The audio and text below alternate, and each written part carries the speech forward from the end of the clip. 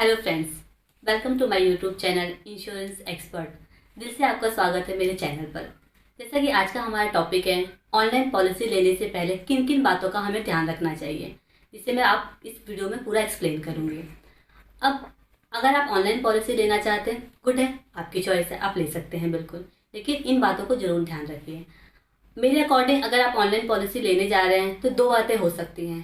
पहली ये कि आप किसी इंश्योरेंस एडवाइज़र के टच में नहीं हैं, जिसकी वजह से आप सोच रहे हैं कि मैं ऑनलाइन पॉलिसी ले लेता हूँ।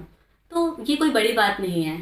अगर आप अपने नियर एंड डियर से बात करेंगे तो बहुत ईजिली किसी भी इंश्योरेंस एडवाइज़र के टच में आ जाएंगे। अगर फिर भी अगर कोई इंश्योरेंस एडवाइज़र आपको नहीं मिल पा रहा है तो मैं डिस्क्रिप्शन बॉक्स में एक नंबर प्रोवाइड कर रही हूँ, जिस नंबर पर कॉल करके आप कोई भी पॉलिसी परचेज कर सकते हैं। अब मैं दूसरे मेन पॉइंट्स पे आती हूँ कि आप ऑनलाइन पॉलिसी लेने जा रहे हैं क्यों, क्योंकि आपको लगता है कि सस्ता है। हाँ, बिल्कुल होता भी है। पहली नज़र में हम देखते हैं तो यही लगता है कि ऑनलाइन पॉलिसी लेने से हमें हमारे पैसे बचेंगे, लेकिन एक्चुअल में ऐसा नहीं है। मैं इन्हें कुछ पॉइंट्स में आपको एक्सप्लेन कर दूँगी। पहला पॉइंट, जब आप ऑनलाइन परचेज़ करते हैं तो आप अपनी पूरी रिस्पॉन्सिबिलिटी खुद ही लेते हैं। वहाँ कोई बीच में नहीं होता आपकी और कंपनी के बीच में। यहाँ पे कोई भी ह्यूमन इंटरेक्शन नहीं है। अब मैं थोड़े से एक एग्जांपल से समझाऊंगी आपको। फॉर एग्जांपल आपको अपना चेक स्टॉप करना है। आप अपने कंपनी के अपने बैंक के IVR पे जाते हैं, वहाँ पे ऑलरेडी ऑप्शन होता है कि इस नंबर को प्रेस करने से आपका चेक स्टॉप हो सकता है, लेकिन इसके बावजूद आप हमेशा ही कस्टमर केयर एग्जीक्यूटिव से बात करते हैं। वो कहते हैं हाँ ठीक है, स्टॉप हो गया है, तो आपको तसल्ली होती है। क्यों? क्योंकि अभी तक का हमारा नेचर ऐसा है कि हम किसी से ओके सुनना चाहते हैं कि हाँ हमने जो किया है वो ठीक किया है। अब जब आप ऑफलाइन किसी एडवाइज़र के थ्रू पॉलिसी लेते हैं तो एडवाइज़र एक फॉर्म फिल करता है जिसे ACR कहते हैं, एजेंट कॉन्फिडेंशियल रिपोर्ट। इसमें कि एडवाइज़र हमेशा ही कई सारे क्वेश्चंस के आंसर देता है, जैसे कि वो कस्टमर से कब मिला है, कस्टमर को कब से जानता है, कस्टमर की फाइनेंशियल कंडीशन कैसी है, क्या कस्टमर को सारे टर्म कंडीशन बता दिए गए हैं पॉलिसीज़ के, कस्टमर की हेल्थ कैसी है, कस्टमर कहीं अपने एज से ज़्यादा तो नहीं दिख रहा है। इन सब क्वेश्चंस के आंसर देने के बाद एडवाइज़र अपना साइन करता है और साथ ही साथ अपना कोड भी लिखता है। कहीं ना कहीं वो आपकी पूरी रिस्पॉन्सिबिलिटी ले रहा है यहाँ पे। लेकिन जब आप ऑनलाइन परचेज़ करते हैं तो आप अपनी खुद की रिस्पॉन्सिबिलिटी लेते हैं। अब मैं एक छोटे से एग्जांपल से इसे भी क्लियर कर दूंगी। अब माने कि कोई एक्स पर्सन है जिसने कि जो कोई चोरी के इल्ज़ाम में फंस गया है। अब वो जज के सामने गया, अगर ऑनलाइन पॉलिसी उसने ली हुई है तो इसका मतलब वो जज से कह रहा है कि मैंने चोरी नहीं की है। लेकिन अगर उसने किसी एडवाइज़र के थ्रू पॉलिसी ली है, इसका मतलब एडवाइज़र कह रहा है कि उसने चोरी नहीं की है। तो अब आप खुद डिसाइड कीजिए कि किस कंडीशन में उसके बचने के चांसेस ज़्यादा हैं, क्योंकि जब एडवाइज़र के थ्रू पॉलिसी ले रहे हैं तो किसी ने आपकी रिस्पॉन्सिबिलिटी यहाँ ली हुई है। इसके अलावा जब आप हाई रिस्क कवर लेते हैं, क्योंकि ज़्यादातर टर्म प्लान ही ली जाती है ऑनलाइन के थ्रू, तो हाई रिस्क कवर लिया तो कंपनीज हमेशा कस्टमर की फाइनेंशियल चेक करती है, साथ ही साथ मेडिकल अंडरराइटिंग भी होती है। इट्स मीन कंपनी हमेशा मेडिकल करवा दे कि हेल्थ वाइज आप ठीक हैं, और फाइनेंशियल भी चेक करते हैं कि आप फाइनेंशियली भी स्ट्रॉन्ग हैं, इस पॉलिसी को लेने के लिए एलिजिबल हैं। लेकिन जब आप ऑनलाइन लेने जाते हैं तो कई ऑनलाइन कंपनीज मेडिकल और फाइनेंशियल दोनों अंडरराइटिंग को अवॉइड कर देती है, वेव कर देती हैं। अब एज अ कस्टमर आप चेक करेंगे तो आपको लगेगा कि हाँ ये तो बहुत अच्छी बात है, मैंने आज अप्लाई की और आज ही मेरी पॉलिसी हो गई। लेकिन इसका ड्रॉबैक क्या है? आपने कई ऐड में भी देखा होगा, आता है कि हाँ हस्बैंड ने पॉलिसी क्लिक किया, वाइफ को शो कर देखो मैंने पॉलिसी परचेज कर ली। देखने में अच्छा है, लेकिन आपने पॉलिसी ली क्यों है? पॉलिसी आपने फैमिली की सिक्योरिटी देने के लिए ली है। इसमें कंपनी ने आपका मेडिकल और फाइनेंशियल चेक ही नहीं किया है। और इन केस अब अज्यूम कीजिए कि पॉलिसी लेने के 1.5 साल बाद कोई बीमारी कस्टमर को लगी कि मेडिकल में आ गया। पॉलिसी लेते वक्त भी था, लेकिन चूँकि मेडिकल नहीं था और कस्टमर ने अनजाने में कंपनी को इन्फॉर्म किया कि मुझे कोई बीमारी नहीं है, क्योंकि उसे खुद भी नहीं पता थी। लेकिन कुछ टाइम बाद मेडिकल में ये चीज़ आ गई और उसकी वजह से डेथ हो जाती है, तो कंपनी क्लेम रिजेक्ट कर देगी। क्यों? क्योंकि कस्टमर ने खुद कहा है कि मैं तो हेल्दी हूँ और कंपनी ने मेडिकल भी नहीं करवाया था उसका। तो कंपनी कहेगी कि आपने खुद कहा मैं हेल्दी हूँ, तो कंपनी यहाँ पर आपको क्लेम आपका रिजेक्ट कर देगी।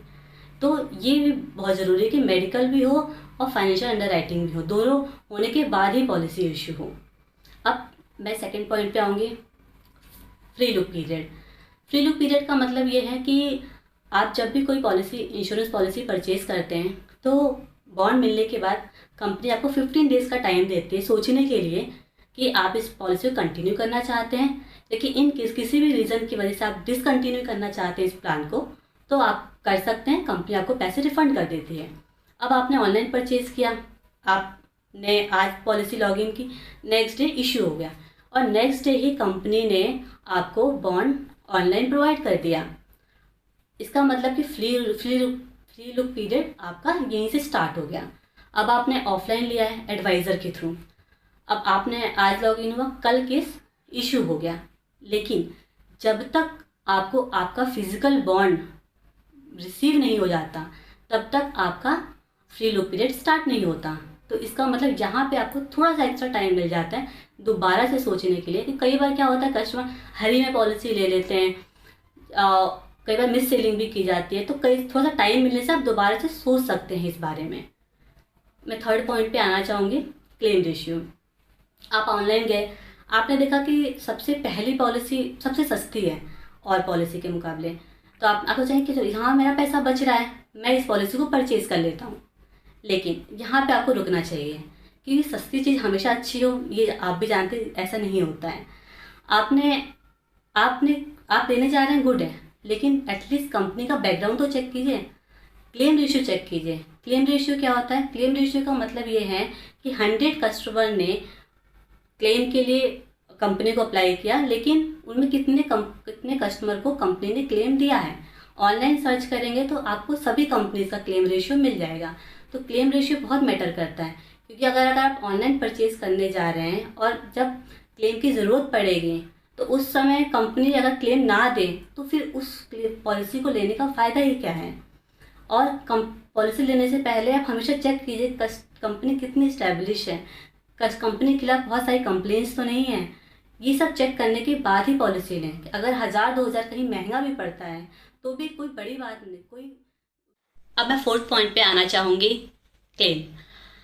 अब आपने टर्म प्लान लिया है, भगवान न करे कभी डेथ क्लेम आए, लेकिन क्लेम आता है, तो अब आप खुद अपने आप से जज कीजिए कि क्या आपकी फैमिली इतनी एक्टिव या इतनी ज़्यादा एजुकेटेड है कि वो सारा प्रोसेस कर सकती है खुद ही बिना किसी हेल्प के। क्योंकि जितनी भी ऑनलाइन कंपनीज है उन्होंने अभी तक ऑनलाइन का कोई प्लेटफॉर्म नहीं दिया जिससे क्लेम किया जा सके। कहीं ना कहीं कंपनी से कांटेक्ट करना पड़ेगा, ऑनलाइन कंपनी से नहीं, जिस कंपनी की पॉलिसी ली है ऑफलाइन वहाँ जाकर आपको कांटेक्ट करना पड़ेगा, या फिर कस्टमर केयर रिप्रेजेंटेटिव से बात करनी पड़ेगी। लेकिन कस्टमर केयर रिप्रेजेंटेटिव हैं वो भी सिर्फ आपको गाइड कर सकते हैं कि आप ये डॉक्यूमेंट ले लीजिए, आप इस जगह चले जाइए, कंपनी का ऑफिस है वहाँ पे आप जाके वहाँ सबमिट कर दीजिए। इन केस कि आपके फैमिली मेम्बर्स को खुद ही सब कुछ करना पड़ेगा। अब आप खुद सोचिए कि जहाँ पे आपके फैमिली मेम्बर ने एक नियर एंड डियर को खोया हुआ है, क्या वो इस हालत में होंगे कि सारा प्रोसीजर कर सकें।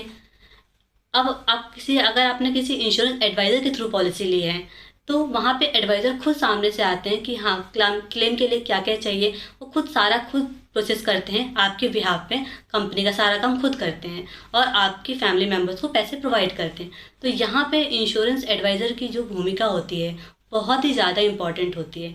आखिर पॉलिसी ली किस लिए ली? आपने अपने फैमिली को सिक्योर करने के लिए, अपने फैमिली की सुरक्षा के लिए ली है आपने।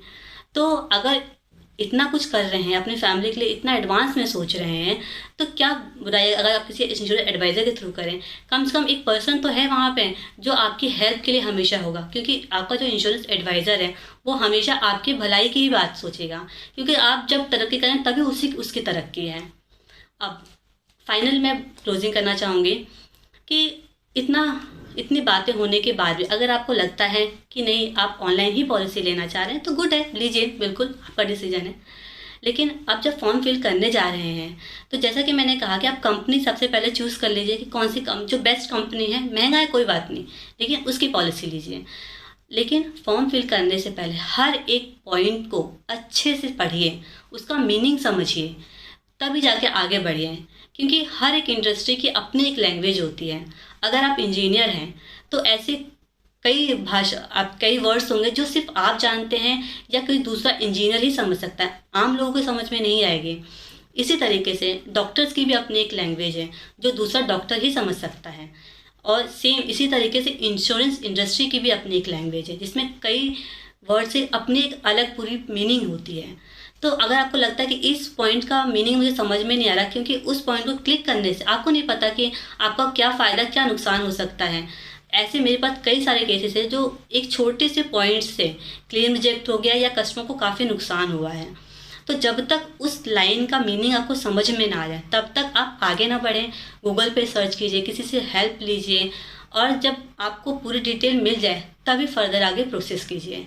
और डॉक्यूमेंट्स वगैरह आप संभाल के रखिए, बता के रखिए फैमिली मेम्बर्स को कि यहाँ रखिए, मैंने यहाँ से पॉलिसी ली हुई है, ये उनका कॉन्टैक्ट नंबर है, ये कस्टमर केयर नंबर है, इस कंपनी की पॉलिसी है, इस कंपनी का ऑफिस। ये जो बेसिक हैं ये एटलीस्ट अपने फैमिली मेम्बर को इन्फॉर्म करके रखिए। और best of luck for your policy. Thank you so much मेरी वीडियो को देखने के लिए। अगर मेरी वीडियो आपको पसंद आई हो तो मेरी वीडियो को लाइक करें, शेयर करें, सब्सक्राइब करें। Thank you so much.